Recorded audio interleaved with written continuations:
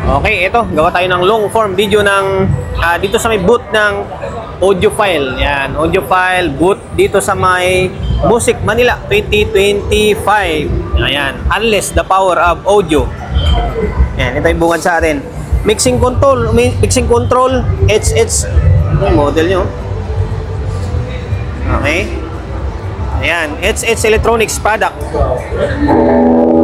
Mga piano, nandi piano, tapos meron mga instrument dito pang banda. Okay, ayan. Piano, guitar, guitar amplifier, drum set. Okay. Tapos kasi magkahalo to dito eh, Harman, AMX, Crown, DBX, JBL, and then Soundcraft. Kakasama sa isang booth. Yung Ibanez na mixer, Soundcraft. Sayang, oh. Ganda ng ganda ng hagod ng kanya. Ganda ng hagod ng slide niya.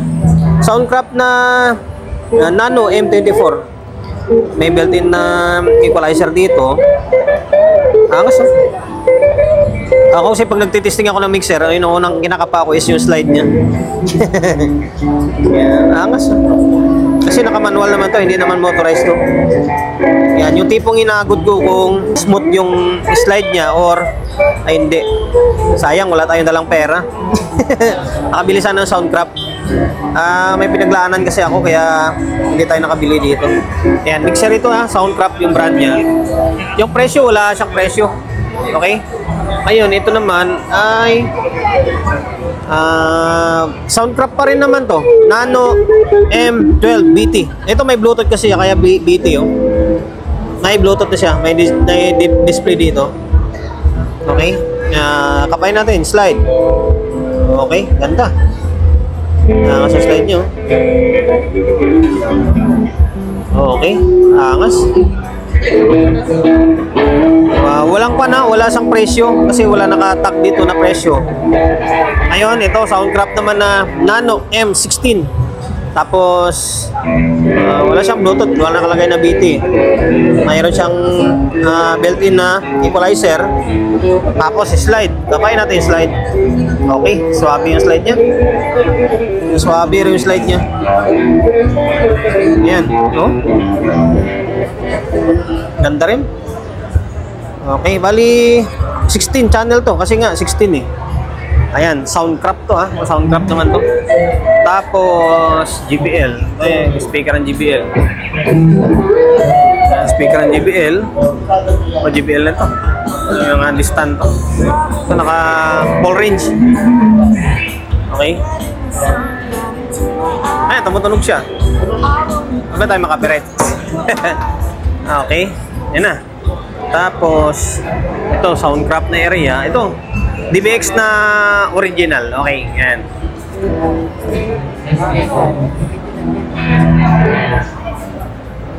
Ganda kaya i-bike mo rin yan. Yan, processor ng DBX. Ano sir, 110? 220 na? 220 yan sir. 220 na. Okay. Naka 220 na ito. DBX na original ito ah. Okay. 2231. 231 lang pala. Kasi yung meron ako is 2231 yata yun. Yung puti, yung... Ay di, parang ganito yata yung akin eh.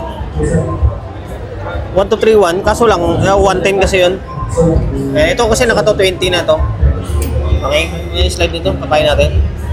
Ganda rin yung slide nyo. Ayan, kasi pag nagtitesting ako, yung unang kinakapa ko is yung slide talaga. Parang naka well-based na rin yata to. Itong yung 231 nila. Ganun din. Ang ganda rin, no? Yan.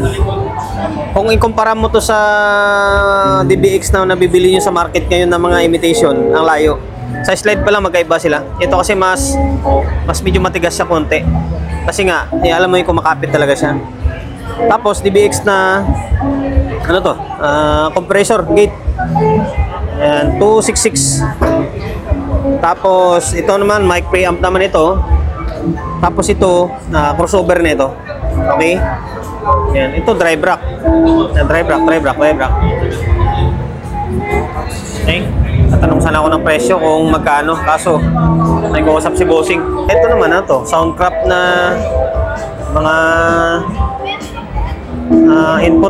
Input output yata yan. Okay. Angas. Angas. Ngayon, dito ay Shure. Ito, Shure. Mic. Pang mic naman ito. Mic na receiver. Okay, Shure. Ayan. Magkasama kasi ito. Soundcraft, BBL, Shure. Okay. Yun lang. Tapos ito, mga mic ng Shure na ito. Mga original na Shure to.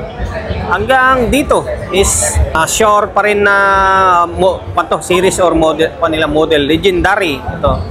Tapos KSM series, ito siya.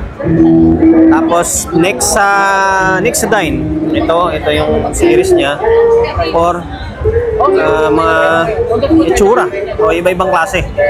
Beta series, ito yung mga beta series naman. Ayan. Tapos SM series, SM series.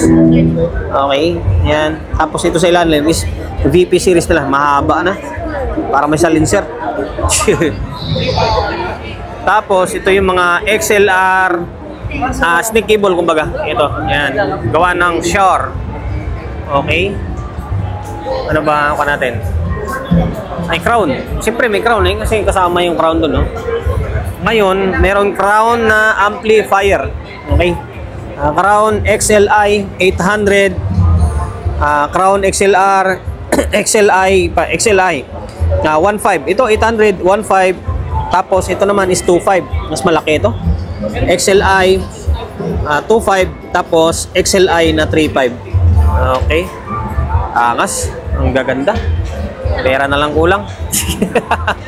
Okay, hanggang dito na lang. Boot ng kwanto. Halo-halo.